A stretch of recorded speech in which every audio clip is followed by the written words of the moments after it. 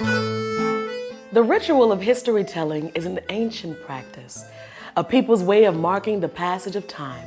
And as everyone from the bards of Bronze Age Greece and pre-Christian Europe to the griots of West Africa have known, music is the perfect way to bring collective memories to life. For far longer than it's been written down, history has been a tale told in song.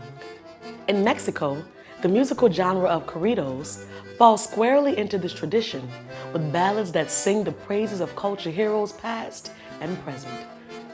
The word corrido comes from the Spanish word correr, meaning to run or to flow. Like a boat on a river, these songs move through streams of time. They remember those long gone and bring iconic figures from more recent generations into the fold. In the American South, the performance of corridos among those with Mexican heritage is a reminder that the past is woven from many threads. These songs bear witness to the multifaceted, not to mention multilingual, nature of Southern identity. Today, I'm going to explore the ritual of singing history and learn how communities along the Texas-Mexico border use corridos to reclaim their stories and take pride in their past. I'm Tariana Tank Ball, and this is Ritual. Caught between the Spanish and Comanche empires and the Mexican, Confederate, and United States governments, Texas has a long history as contested terrain. Telling the history of this embattled land is difficult business, and each portrayal of the past reveals just as much about the present-day point of view of the narrator. One army's victory is another's defeat, and what is heroic to some might be perceived as villainous by others. The Texas government has historically portrayed Mexico as opposition in their struggle for statehood. But while military powers fought for territorial control, the lives of Texans from all backgrounds remained intertwined. Even Jim Bowie, the legendary American frontiersman, wasn't positioned on only one side of the conflict. Though he died fighting the Mexican army at the now famous Battle of the Alamo, he did so as a Mexican citizen. When traditional Mexican singers among American Chicano communities convey history through their art, they bring a variety of fresh perspectives to stand beside the official Texas narrative. Singing century-old corridos allows them to remember a past which has plenty of room for their own heroes and moments of glory. Singing corridos is a time-honored tradition, and the music is as powerful as the stories they tell.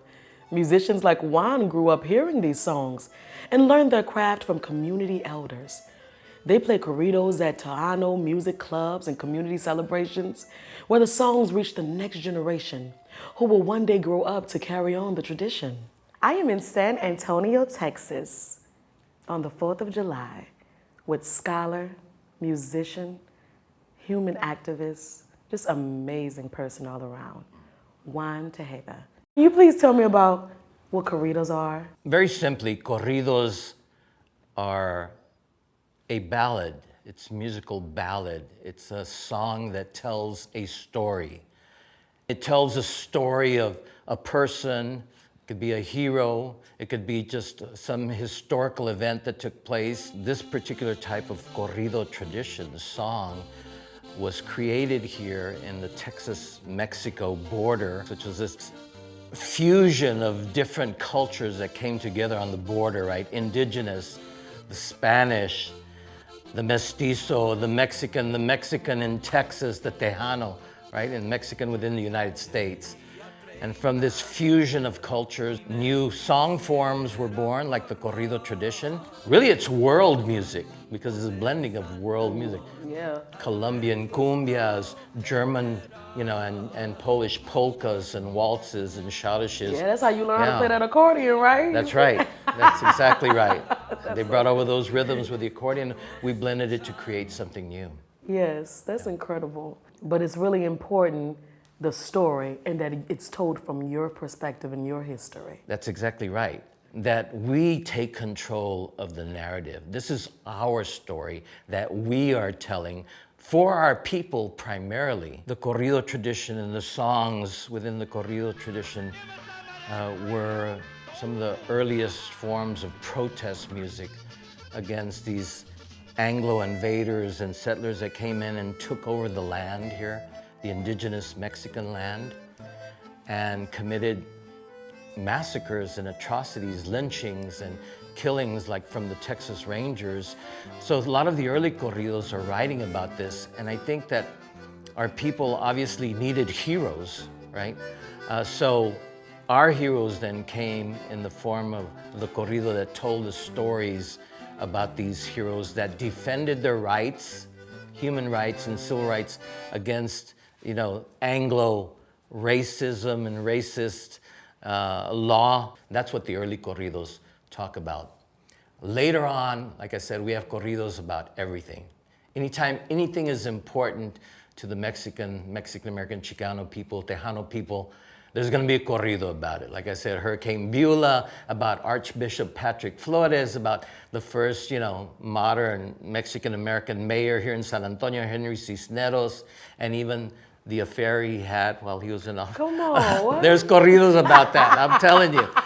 About Selena when she passed away. Why do you think that it had to be in song? I think it had to be in song because the melody helps you to remember the words. And back then, when the corrido tradition started here in the mid-1800s, 1830s, again, there weren't these schools out there weren't these means of communication, these newspapers that reached certain people, so some people were illiterate. So the oral tradition then became even more important because it was through the songs and the poetries, the declamaciones, that these traveling minstrels or griots and the poet played for the people, and they would remember the stories and the songs. So it was education. It was like the news of the day for some people that were illiterate, that they got it by hearing the songs, and they passed it on through the oral tradition, these stories and these songs. That's so cool. That's so cool. How are corridos a form of ritual? That's a great question because I think when people think of music, they don't think that necessarily it's ritual. You sort of associate ritual more with ceremony. Yes. But I firmly believe that corridos and music in general and the arts in general, all of the arts are ritual. I mean, I wrote about our sacred Saturday night dances, right? Where the people come to gather when you're creating something, when you're performing even. An important part, I think, of the ritual that then you emanate to the entire community, right? And it connects you to each other, connects you to the divine, connects you to your culture, your history, your people. Our music, I think we have a higher calling with our arts and our music. It's not just we're creating music and art just for art's sake. It was always for the people. More recently, the presence of Mexican migrants has added strain to the already complicated relationship between Anglo and Hispanic Texans. For many, the journey to the United States is a treacherous one. There are many dangers in the Texan desert for those who attempt to cross it on foot. Sometimes, the difficulties of immigrating, both on the journey and after they arrive, can make these individuals feel powerless. But modern-day corridos tell the story of their courage throughout their trials and tribulations. The songs show that you don't need an army like Pancho Villas to be a hero.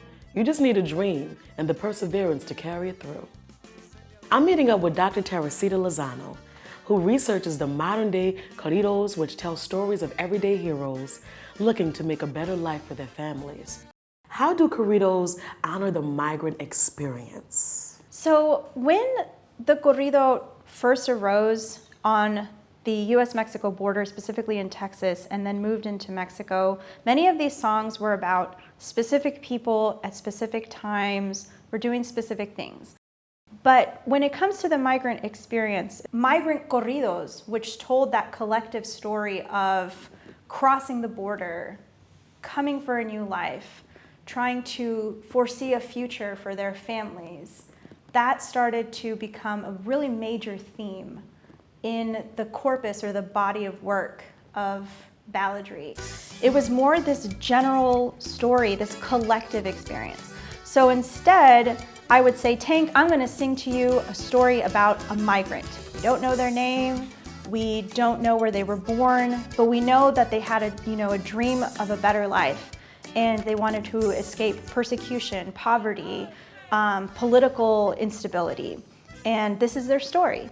And when migrants would hear it on the radio or hear people singing, because there was no name that was put to it, they'd say, that's my story. Can corridos be spiritual? Oh, absolutely. If you ever picture a church, especially like a Mexican Catholic church, oftentimes in the very front, you'll find these little candles. People will light a candle, it's like a prayer. And these migrants, many of them are undocumented, meaning that they've had a very difficult journey. They have made a very conscious decision to risk this journey. You not only risk, being deported, but you risk your life. So they're honoring the migrant experience in the same way that somebody who would go to church, light a candle and say a prayer. Instead of doing that, they're singing their story and they're sharing it with other people.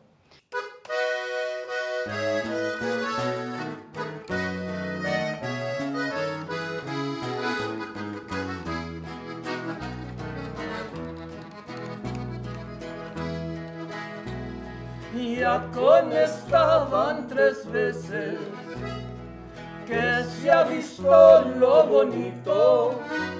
La primera fue en McAllen, en Bronzeville y en San Benito. When history is as complicated as it is in Texas, no one way of telling it could claim to be the whole truth. Perhaps the best way to see the bigger picture is not to seek out one definitive account, but to ensure that as many perspectives as possible can coexist. By bringing stories to the fore that are often absent on the main stage of American history, corridos play a vital role in that process. These songs remind all who listen that Southern identity is complex and ever-changing. They reveal the past to be a chorus of many voices, and it is only by listening to them all that you can truly appreciate the melody.